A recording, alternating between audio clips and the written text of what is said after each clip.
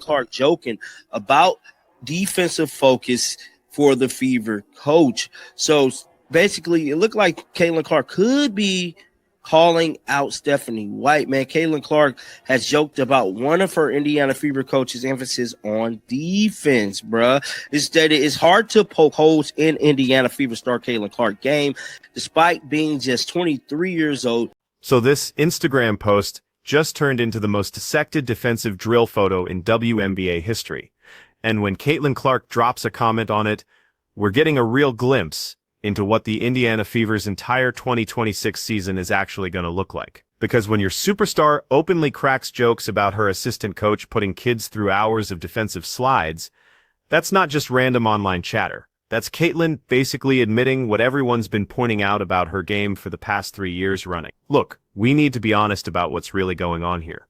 This conversation isn't really about whether Caitlin Clark has the ability to play defense. It's about whether she's actually going to make it a priority. And if Brian Jordan's coaching approach is any indication, that decision is about to get made for her. She sometimes forces things that aren't there. Now, if you guys don't remember, Caitlin Clark was leading the WNBA in turnovers for quite some period of time. I believe Skip Bayless actually talked about this before before Undisputed was pulled off the air, how her turnovers was pretty much costly to the team. I remember we talked about this when I was on Jason Whitlock. Jason Whitlock was another person in the media space that kind of spoke about Caitlin Clark turnovers being an issue. Goes on to say, isn't a developed with her left hand and isn't known for being. So here's what you need to understand about the bigger picture. Brian Jordan racked up 7 WNBA all-defensive team selections throughout her playing days. 7. That's not somebody who just happened to be decent at defense when she felt like it. Defense was literally who she was as a player.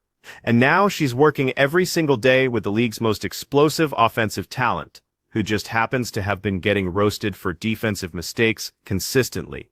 The Indiana Fever's 2025 campaign was an absolute defensive catastrophe. Nobody's arguing that point. Stephanie White stepped in as head coach, bringing that defense-first approach with her. But then injuries completely destroyed any chance of building something. Caitlin Clark only managed 13 games because soft tissue problems kept popping up. You can't establish any kind of defensive rhythm or chemistry when your floor general is constantly dealing with injuries and missing games. But 2026 represents a completely fresh start.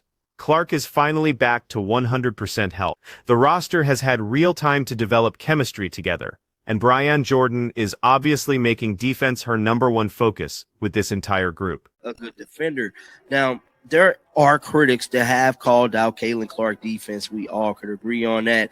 The article goes on to say, in fact, Clark has gotten some criticism from fans about being a loaf on defense in the past, which has led to her falling asleep at the end and allowing easy buckets. Most superstar players, besides like Kobe and Michael Jordan, typically don't play defense, man. Sometimes LeBron, you will see him running down the court beating balls off the hoop, but he loafs too, bro. It's just part of the game when you got offensive players like that. Steph Curry really ain't a big defender either. Goes on to say it seems that she doesn't emphasize. Now let's get into the specifics of what actually has to change in Caitlin's approach. The criticism has been following her around for years now. People have been calling out her defensive commitment going all the way back to her Iowa days. That phrase about her loafing on defense has stuck with her from college straight into the professional ranks. And honestly, it's not completely unfair either. Go back and watch any Fever game from 2024 or those limited minutes she played in 2025. You'll find possessions where Caitlin is obviously saving energy on the defensive side of the ball. She gets lost coming off screens away from the ball. She shows up late when rotations are happening. She lets quicker guards get past her on the perimeter without putting up much of a fight. Is this weird for someone who carries the offensive load? Not even close. Steph Curry manages his energy the same way. LeBron James has been picking his defensive moments for years. Even Michael Jordan and Kobe Bryant, who were legitimately elite on that end, would take plays off during regular season action to stay fresh for their offensive responsibilities. But here's where the situation gets tricky. Those superstars played alongside defensive systems and personnel that could handle covering for them when needed. The 2026 Indiana Fever doesn't have that kind of luxury built in. When you're trying to construct a championship-level team from the ground up, everybody has to commit to the defensive end completely.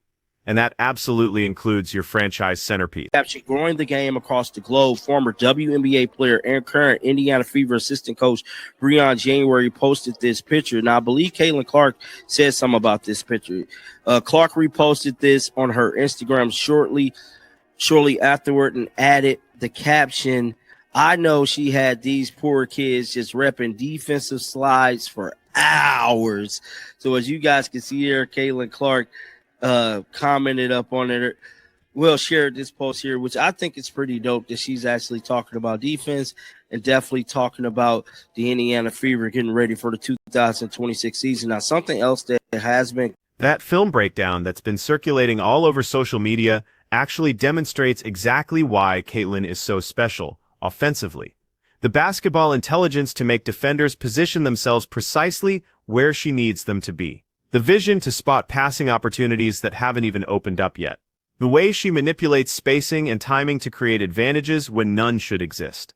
Mike's breakdown hits the nail on the head completely. There legitimately isn't a better offensive approach than just giving Caitlin Clark the basketball and letting her process what the defense is showing her. That's exactly why Iowa built their entire system around read and react concepts. That's why the Fever's most devastating offensive weapon is that pick-and-roll combination with Aaliyah Boston, where Caitlin dictates everything and makes every single decision. But that same incredible basketball intelligence has to start showing up defensively too. And that's exactly where Brian Jordan's expertise becomes crucial. Consider what Jordan can actually teach her. Using proper positioning instead of relying on speed to stay with faster guards. Reading offensive sets and patterns before they fully develop. Making rotations feel automatic instead of always being a step behind. Finding ways to stay disruptive while still conserving the energy she needs for offense. These are absolutely teachable concepts. Caitlin's never going to transform into some lockdown defensive specialist overnight, but she can definitely reach a competent level where opposing teams can't just hunt her every single possession down the court. TikTok clip of a gentleman pretty much speaking about Caitlin Clark offense. Let's head on over to Twitter and pull this clip right here up, man. Shout out to Mike. He stated there is no offensive system superior than the basketball and Caitlin Clark hand. That's why they ran, read, and react to Iowa. Also, the majority of half-court offenses should start with the screen and roll as their primary action with several options for secondary. Let's take a listen to this clip that he is captioning this off of here real quick if I can get this pulled up. Let's pull it up and let's listen. Here's what makes that whole Instagram exchange so revealing, though. Caitlin didn't need to engage with Brian Jordan's post whatsoever. She could have just kept scrolling through her feed like normal.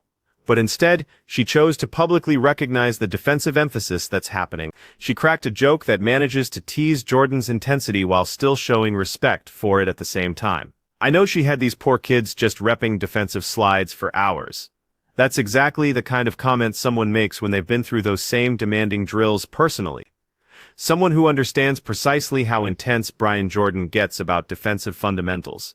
And someone who's clearly accepted that this is going to be the new standard in Indiana moving forward. The Fever's entire coaching structure is completely aligned on this defensive approach. Stephanie White earned her reputation as someone who prioritizes defense above everything else. She's not about to let her biggest star take possessions off on that end, regardless of how many tickets and jerseys that star happens to sell. And Jordan, who definitely could have pursued head coaching opportunities with other organizations, specifically decided to remain in Indiana because she wants to shape this roster's defensive mentality from the ground up. It's loading right now. Come on, man. Play. Let me cut the sound off. Watch. Wait to get to the three-point line. Look, she's just bringing the ball up the floor, waiting for that second defender to get to the three-point line. Because now what? Now if she turns the corner right here, those two teammates are going to end up screening each other. This is incredible. Look at this. If she turns the corner, look, wait till she's at the three-point line. Now I can turn the corner. I just created a screen. The two teammates of the Sun just screened themselves because Caitlin Clark waited for her to get to the three-point line, run into each other, and now it's just right to the cup. That is next-level IQ. The passing is just on another level. The Sun are going to switch this, but the defender's going to switch over the top. Look at this angle that Caitlin Clark creates on this pass. So Aaliyah Boston's got a half a step right here rolling off the pick and roll. Look at Caitlin Clark, though, create her own angle right here. She's got to get this ball away from that defender right there and perfectly lead Aaliyah Boston. Aaliyah Boston's got about a quarter step. Look at Caitlin Clark create this angle by making that pass, perfectly leading her right to the rim. That is unreal. Transition, Caitlin is the highest basketball IQ in basketball. WNBA or NBA. Watch this. Look at how she waits. Let's talk about the massive elephant that's sitting in this room right now. We haven't actually seen Caitlin Clark step on a basketball court since July. That's 7 months and counting, with absolutely no confirmed return date. All because these CBA negotiations have completely stalled out. The collective bargaining agreement discussions have created this absolutely bizarre situation where nobody even knows if there's going to be a 2026 WNBA season at all. Players are demanding opt-out clauses in their contracts. Team owners are fighting back against revenue-sharing proposals. And stuck right in the middle of this mess are millions of fans who emotionally invested in this league's incredible growth over the past few years. Caitlin Clark represents the biggest single reason for that growth explosion. The television ratings jump when she's playing is completely undeniable. Those sold-out arenas in Indiana happen directly because of her star power. The mainstream media attention that the WNBA finally started getting in 2024 was almost entirely focused on her rookie season performance. And now these same passionate fans are being told to just wait around indefinitely while lawyers argue over contract details and fine print. That's not just frustrating for everyone involved. It's honestly a complete disservice to everyone who bought into the WNBA's incredible momentum and growth. But assuming we do get a season eventually, and assuming Caitlin comes back completely healthy and ready to go, this defensive emphasis we're seeing from the entire coaching staff actually makes perfect strategic sense. Because the Fever's championship opportunity is opening up right here, right now.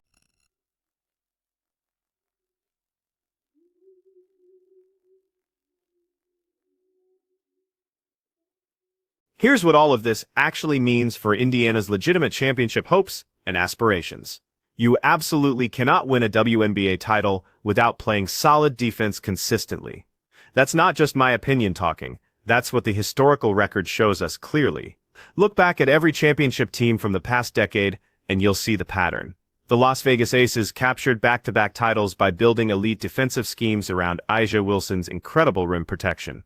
The Seattle Storm's 4 championship runs were all built on absolutely suffocating perimeter defense that frustrated opposing offenses. The Minnesota Lynx dynasty throughout the 2010s was completely defined by Sylvia Fowles anchoring the paint and that relentless team defensive approach they perfected. Offense absolutely wins you regular season games and gets you into the playoffs. But defense is what wins championships when everything's on the line. That's been true in every single basketball league, at every competitive level. The Indiana Fever already has that offensive firepower they need to compete. Caitlin Clark running pick-and-roll sets with Aaliyah Boston is already one of the most efficient offensive actions in the entire WNBA. Add some competent three-point shooting around those two players, and you're easily looking at a top-5 offensive unit. But defense is where everything completely fell apart for them.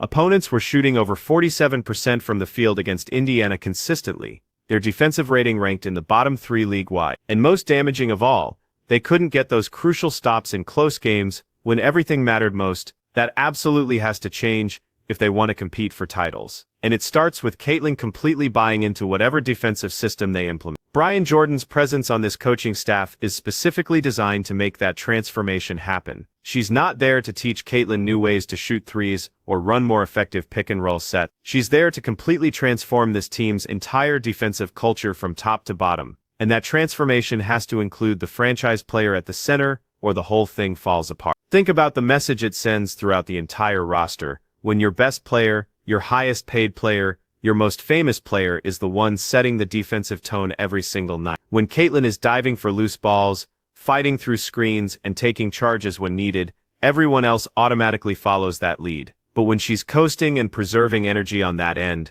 everyone else starts doing exactly the same thing. That's exactly why her Instagram comment carries more weight than it might initially seem. It's a public acknowledgement that defense has now become a real priority for this organization. It's Caitlin sending a clear signal to the fan base, to her teammates, and to the entire coaching staff that she completely understands what's going to be expected of her moving forward. Now comes the really challenging part, actually executing that commitment consistently throughout an entire grueling season. Because here's the reality that nobody really wants to address directly. Caitlin Clark has never been a genuinely good defender at any level of basketball she's played. Not during her high school career, not throughout her time at Iowa, and not during her limited WNBA action so far.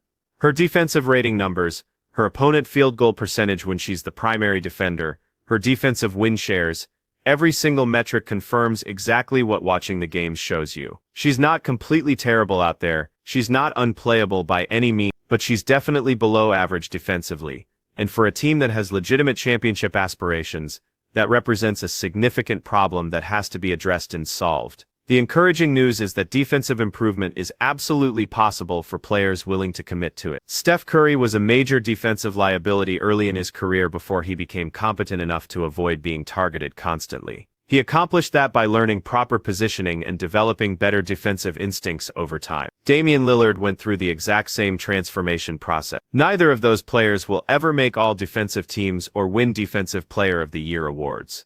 But they're no longer getting hunted relentlessly in playoff series because opposing teams know they can't be exploited easily anymore. That's the realistic goal for Caitlin moving forward. Not to become the next Brian Jordan or earn all defensive team selections, but just to become solid enough that opponents can't automatically exploit her possession after possession during crucial playoff games. And if she can reach that level, if she can combine her absolutely transcendent offensive abilities with even average defensive competence, the Indiana Fever instantly becomes a legitimate threat to win the entire WNBA championship. Because that offensive talent is already clearly there and proven. The coaching structure is in place and aligned. The supporting cast around her continues developing and improving. Defense represents the final missing piece of this championship puzzle. So when you see Caitlin Clark making jokes about Brian Jordan forcing kids to run defensive slides for hours and hours, you need to understand what's really happening here. That's not just casual social media engagement or random online interaction. That's the franchise player publicly committing to the defensive culture that her coaching staff is working to establish. The real question is whether that public commitment actually translates to consistent performance during actual games. Whether she's genuinely willing to sacrifice some of her offensive energy to become disruptive on the defensive end. Whether she'll buy into the system completely even when she's exhausted,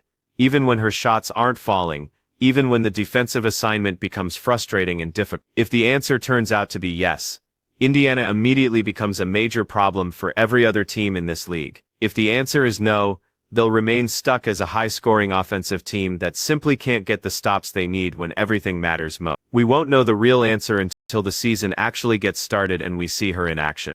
And with these CBA negotiations still completely unresolved, we don't even know when that's going to happen. But the foundation for success is definitely being constructed right now. The coaching staff is completely aligned on their approach. The expectations have been made crystal clear to everyone involved. And Caitlin Clark just told us publicly that she knows exactly what's coming her way. Defensive slides for hours and hours, just like those poor kids at Brian Jordan's training camp. So here's what I want to know from all of you. Can Caitlin Clark actually develop into a competent defender, or is this just wishful thinking from a coaching staff that's trying to solve a problem that might not be solvable? Because I've been watching her play for 3 full years now, and I'm honestly not convinced she has the lateral quickness or the natural defensive instincts to ever become more than a liability on that end of the court. Tell me I'm completely wrong in the comments section. And if you genuinely believe the Fever can win a championship with Caitlin performing as a below-average defender, explain to me how that actually works against elite teams like Las Vegas or New York. I'll be reading and responding to every single comment you leave.